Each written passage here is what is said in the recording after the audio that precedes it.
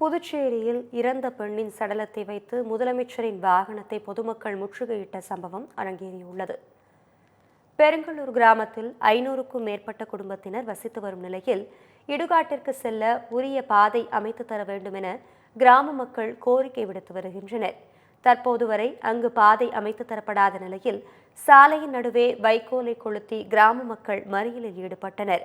அப்போது முதலமைச்சர் ரங்கசாமி அவ்வழியாக பயணித்த நிலையில் வாகனத்தை மறித்து கிராம மக்கள்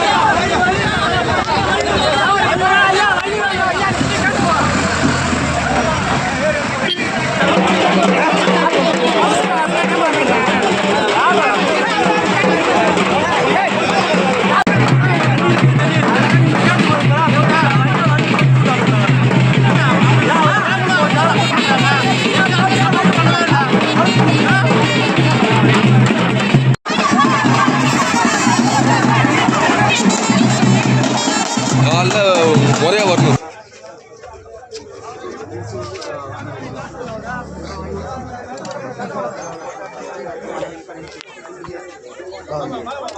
அட்டன் பண்ணிட்டோம். இடத்துல வந்து ஓப்பன் பண்ணி வச்சோம்னா இங்கே வந்து 900 மீட்டர்ஸ்லேயே வந்து இங்கே இறங்குது. அதனால் இங்கே ஒரு கருவு மாதிரி இருக்குது. அதில் ஆக்சிடென்ட் நிறைய நடக்கும்ன்ற மாதிரி சார்கிட்ட சொன்னாங்க. இங்கே ஸ்பாட்டில் தான் சொன்னாங்க. அதுக்கு அந்த பாசிபிலிட்டி வந்து ஓப்பன் பண்ணி விட்டோம்னா ஆக்சிடென்ட் இது வந்து ஆக்சிடென்ட் ஜோனாக மாறிடும் அப்படின்னு அவங்க சொன்னாங்க. அதுக்கு கன்சிடரேஷன் எடுத்துக்கிறோம். ஆனால் அது இமீடியட்டான எங்களுக்கு சொல்யூஷன் கொடுக்க முடியாது இப்போ அப்படின்னு சொல்லிட்டு சொல்கிறாங்க. ஊர் மக்கள்லாம் தேட்டர் வந்து சாலை மேற்கு இதில் வந்து 3 வருஷமாக எப்போ ரோட் பண்ணாலும் அதில் வந்து இந்த டிமாண்டை வந்துட்டே இருக்காங்க கவர்மெண்ட்டுக்கு. அப்போ சார் வந்து வேணால் எம்பி மாறலாம், டிசிஆர் மாறலாம், நீங்கள் டாக்டர் மாறலாம். ஆனால் பிரச்சனை பிரச்சனை வந்து ஆடுது ரோடு போடுறதுக்கு இந்த விஷயம் வச்சுக்கிறாங்க. ரோடு போடுறாங்க சார், அப்பயே பிளாக் பண்ணுவாங்கன்னா அப்பயே சொல்கிறாங்க, வந்து ரோடை மறித்து சொல்கிறாங்க. அது செய்யலாம் சார், நாங்கள் பார்க்குறோங்கிறாங்க. சரி, அவங்களுக்கு நம்ம டைம் கொடுப்போம். டைம் கொடுத்தா ஊர் மக்களும் அதுக்கு வந்து எல்லாம் சப்போர்ட் பண்ணி தான் இருக்காங்க.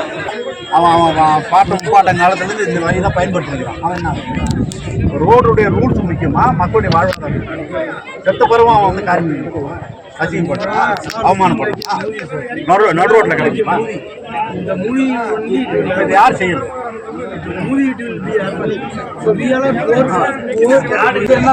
கணக்கெல்லாம் பார்த்து தான் பதில் சொல்லுங்க. அதுக்காக நீங்கள் நாங்கள் பழசெல்லாம் மறந்துட்டு திரும்பி பல கேட்டு போனோம்னா அடுத்து நாங்கள் அதுக்காக முன்னாடி நடக்க போகிறது எல்லாமே விடணும்.